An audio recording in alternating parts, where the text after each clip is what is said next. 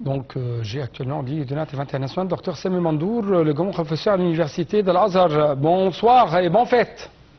Bonsoir, et bonne fête à vous et à tous les musulmans dans le monde tout entier, Inch'Allah. C'est un grand plaisir d'être avec nous pendant cette édition et permettez-moi de vous poser cette question. Comment notre grand prophète Mohammed était optimiste, sallallahu alayhi wa sallam, était positif dans sa vie, cherche toujours la joie, le bonheur pour lui-même et pour le monde entier, chasse toujours les tristesses, chasse toujours les mélancolies. Comment il était comme ça pendant sa vie et comment quand même a essayé de rendre ou de présenter au monde entier le bonheur, que ce soit dans cette vie terrestre ou dans l'au-delà. Oui, Bismillahirrahmanirrahim, alhamdulillah, wa salatu wa salamu ala sayyidina rasulillah wa ala alihi wa sahbihi wa man wala.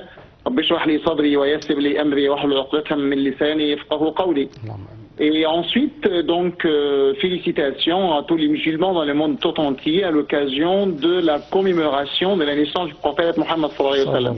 Un moment charnier dans la vie de l'humanité, puisque la naissance du prophète sallallahu alayhi wa sallam annonce même le message du prophète Mohammed sallallahu alayhi wa sallam, annonce la mission du prophète, puisque sans la naissance, il n'y aurait jamais dû avoir la mission du prophète Mohammed sallallahu alayhi wa sallam. Donc la naissance pour nous, c'est le moment qui a annoncé déjà la mission du prophète Mohammed sallallahu alayhi wa sallam. Donc la naissance du prophète, c'est la naissance de l'islam, puisque avec le prophète, c'est déjà l'avènement de l'islam. C'était déjà au 6e siècle de l'ère chrétienne, comme nous l'avons déjà connu en tant que musulmans. Donc là, ce moment charnier dans l'histoire de l'humanité est important aussi, puisque le prophète sallallahu alayhi wa sallam est né dans un moment difficile dans le monde. Puisque là, si vous voyez bien la situation du monde à l'époque où le prophète sallallahu alayhi wa sallam est né, et après où le prophète sallallahu alayhi wa sallam déjà a reçu déjà la révélation, vous allez trouver des situations difficiles dont souffre le monde à cette époque-là. Vous parlez de bonheur, et donc bien sûr, la naissance du prophète Mohammed sallallahu alayhi wa sallam annonce le bonheur, et la mission du prophète, c'est-à-dire l'islam, l'avènement de l'islam, réalise même, met en place le bonheur. Donc si la naissance annonce le bonheur, la mission réalise et met en place le bonheur. Pourquoi ? Parce que l'objectif ultime du message de l'islam, c'est atteindre le bonheur, atteindre la prospérité et la joie, comme vous l'avez déjà dit, du monde tout entier. À la fois dans la vie ici-bas, c'est-à-dire dans notre monde actuel, dans notre quotidien, et en même temps à l'au-delà. C'est-à-dire si bien on doit, en tant que musulman, réaliser le bonheur, réaliser la joie, réjouir d'une vie profane, aisée, prospère, et en même temps réaliser les délices et les bonheurs dans l'au-delà. C'est-à-dire pour nous, en tant que musulmans, la vie ici-bas, ce n'est qu'un passage pour la vie future. Donc nous devons quand même avoir la provision, la bonne provision pour atteindre le bonheur à l'au-delà, Inch'Allah. Et donc là, nous les musulmans, le musulman qui essaie et qui aime et qui veut réaliser bien le bonheur à l'au-delà, il doit bien réaliser d'abord le bonheur individuel, collectif, universel, humain, dans le monde ici-bas. Comment réaliser ce bonheur? Docteur Sami Mandour, comment notre grand prophète Mohammed a essayé de rendre ses compagnons, de rendre ses adeptes ou ses partisans après ça, ou les adeptes de l'islam, en tant qu'un élément constructif, positif, en tant qu'un constructeur de grandes civilisations sur la terre? Normalement, le principe majeur de notre islam, c'est être utile à toi-même, à ton entourage, à ta famille, à ta société, à ta patrie, à l'humanité tout entière. Rendre les autres heureux c'est l'un des moyens à partir duquel vous pourriez réaliser votre bonheur ici-bas et à l'au-delà. C'est le sens même du hadith du prophète Mohammed sallallahu alayhi wa sallam. Autrement, le prophète sallallahu alayhi wa sallam le réalise quotidiennement avec ses compagnons et avec sa famille.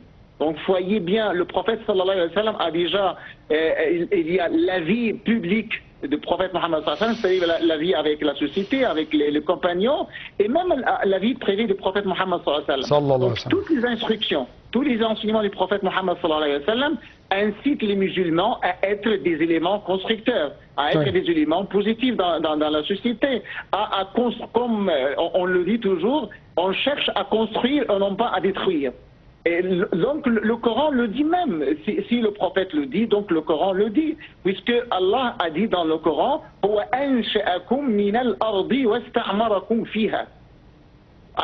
sur le Coran dit quoi? C'est-à-dire nous en tant qu'êtres humains, nous sommes été créés à partir de la poussière, à partir de la terre. Et donc pourquoi on a fait ainsi, pourquoi Allah nous a fait ainsi? On est ainsi en tant qu'être humain. L'autre partie du verset dit wasta'marakum, c'est-à-dire le alif ou sin ta en arabe, c'est ce qu'on appelle la demande, c'est-à-dire Allah nous demande de construire la terre, de repeupler la terre, d'être des éléments constructeurs sur la terre, de préserver. Là, vous avez le mot préserver, le mot protéger, important dans ce sens-là, puisque le Coran et le prophète et l'islam nous demandent de nous protéger et protéger nos siens et protéger notre patrie, et protéger notre environnement, de préserver tout. Et vous savez bien, pour réaliser votre bonheur, vous devez être en sécurité, vous devez garantir et assurer vos droits et les choses les plus importantes, les nécessités vitales de votre vie. Nous avons en islam ce qu'on appelle les kulliyat al-khams, c'est-à-dire, c'est pas les kulliyat, les facultés, mais les kulliyat al-khams, ce sont les nécessités vitales, c'est-à-dire les nécessités sans lesquelles on ne pourrait jamais vivre, sans lesquelles on pourrait jamais survivre. On ne pourrait jamais réaliser notre survie, sans lesquelles il y aura la perte, il y aura le néant, il y aura l'anéantissement de la vie, même la fin de la vie, la perte de la vie. Donc, là, pour réaliser ce bonheur, je le résume tout de suite, nous devons protéger et préserver 5 choses essentielles dans notre vie. Nous devons préserver notre religion, c'est-à-dire ad-din, et vous avez quand même le grand imam aujourd'hui a parlé de la religion, et on n'est jamais dans le droit, on n'a pas le droit même de préférer l'un des prophètes à l'autre, c'est-à-dire comme le Coran l'a dit, قُلْ يَا أَيُّهَا الْكَافِرُونَ لَا أَعْبُدُ مَا تَعْبُدُونَ وَلَا أَنْتُمْ عَابِدُونَ مَا أَعْبُدُ وَلَا أَنَا عَابِدٌ مَا عَبَدتُّمْ وَلَا أَنْتُمْ عَابِدُونَ مَا أَعْبُدُ لَكُمْ دِينُكُمْ وَلِيَ دِينِ. À vous votre religion et à moi la mienne. Donc là, première chose. Deuxième chose, c'est la raison. Donc, sans raison, sans préserver notre raison, bien sûr, on va à la perte, on va à tout ce qui n'est pas, correct dans notre vie. Donc, l'islam nous a demandé de préserver notre raison. Et ensuite, l'islam nous a demandé de préserver les biens. Quand on parle de la raison, on parle de notre raison et celle des autres. De la religion, notre religion et celle des autres. Des biens, nos propres biens en tant que musulmans ou autres, individuels et collectifs, et ceux des autres. Et ensuite, quatrième chose, préserver et protéger ce qu'on appelle la progéniture, l'honneur. Donc, parce que sans honneur, on ne pourrait jamais vivre dignement dans notre société. La progéniture et la continuité de l'espèce humaine. Donc là, c'est très important aussi pour qu'on puisse vivre et pour que l'espèce humaine reste toujours jusqu'au jour du jugement dernier. Et enfin, vous avez donc là, la cinquième chose, c'est la même chose pour nous en tant que musulmans, préserver les biens des autres. Donc là, ce sont les choses les plus importantes que nous devons préserver pour réaliser notre bonheur ici-bas et dans l'au-delà. Oui, mais monsieur Samandour, en fait, le président Abdel Fattah el-Sisi a souligné l'un des traits caractéristiques de la vie de notre prophète Mohammed, que la paix et bénédiction soit sur lui. Que la paix et bénédiction d'Allah, bien sûr, soit sur lui.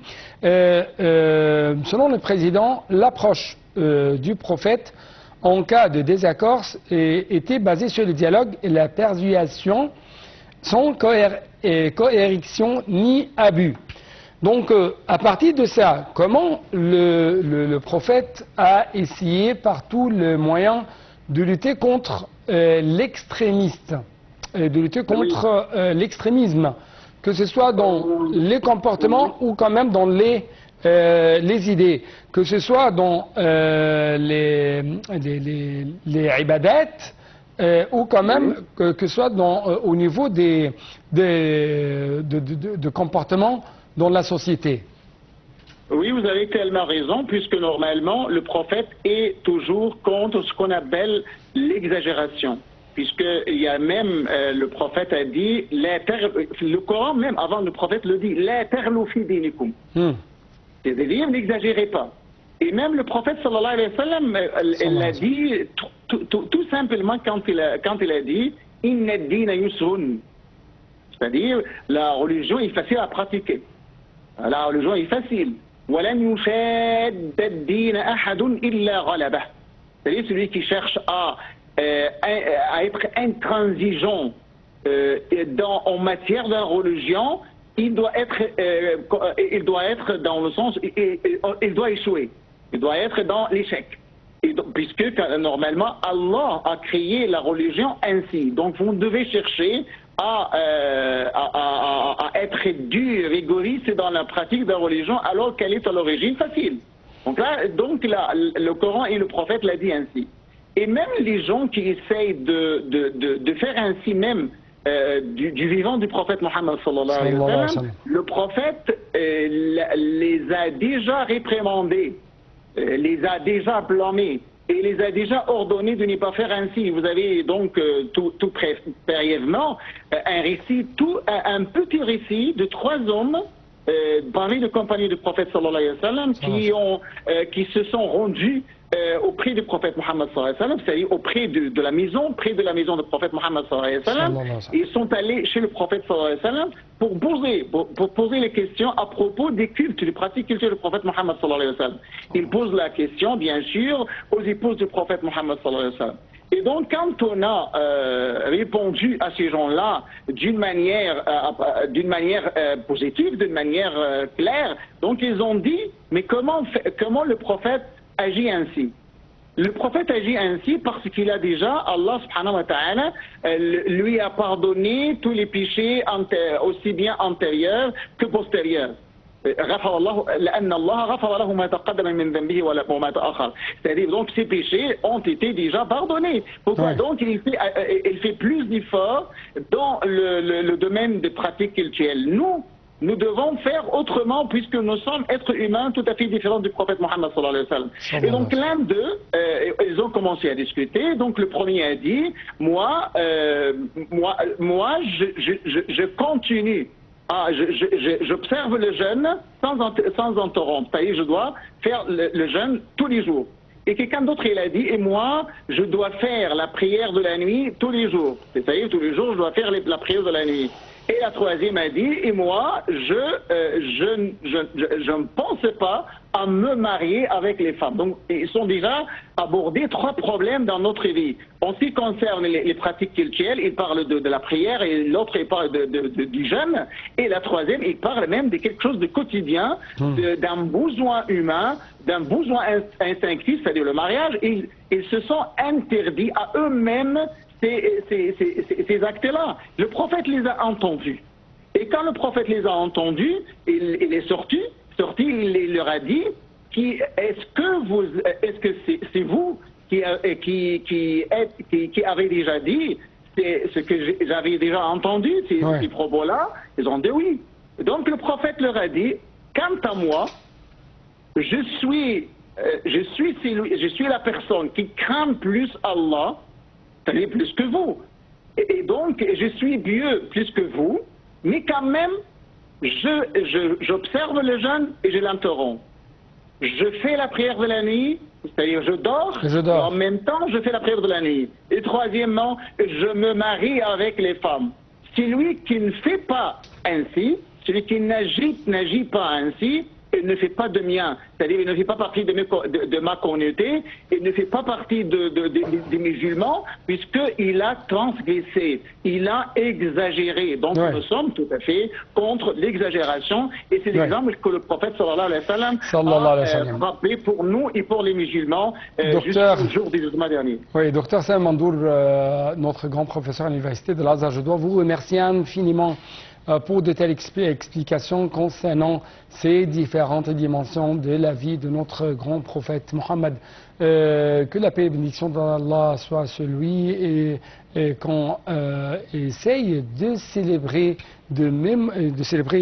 son anniversaire de naissance et de mémoriser ses attitudes, ses bonnes attitudes dans les différentes situations de la vie et quand même dans ces situations avec Allah, qu'il soit glorifié. Donc, nous devons clôturer cette édition, chers téléspectateurs, par ce reportage concernant la visite à Riyad effectuée par Dr Moustapha Madbouli, notre Premier ministre égyptien. Des explications tout de suite.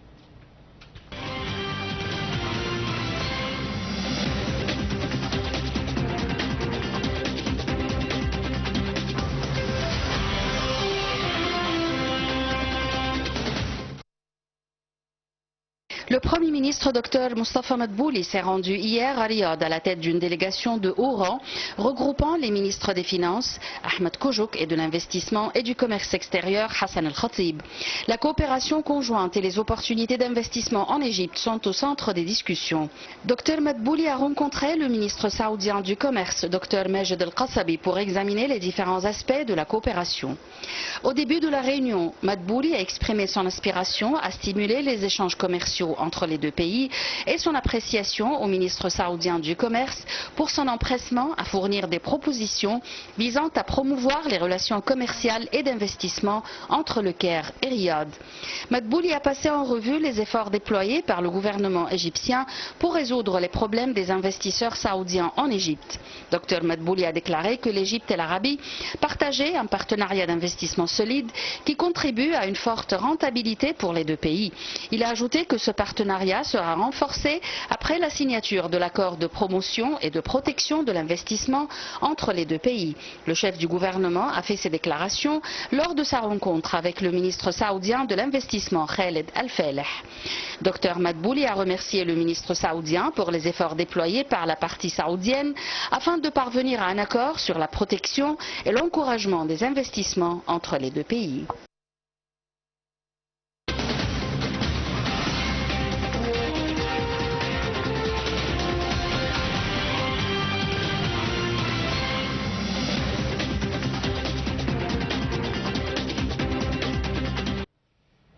Donc c'était tout pour cette édition de Direct et merci beaucoup pour votre attention. Bonne fête à toutes et à tous. Au revoir.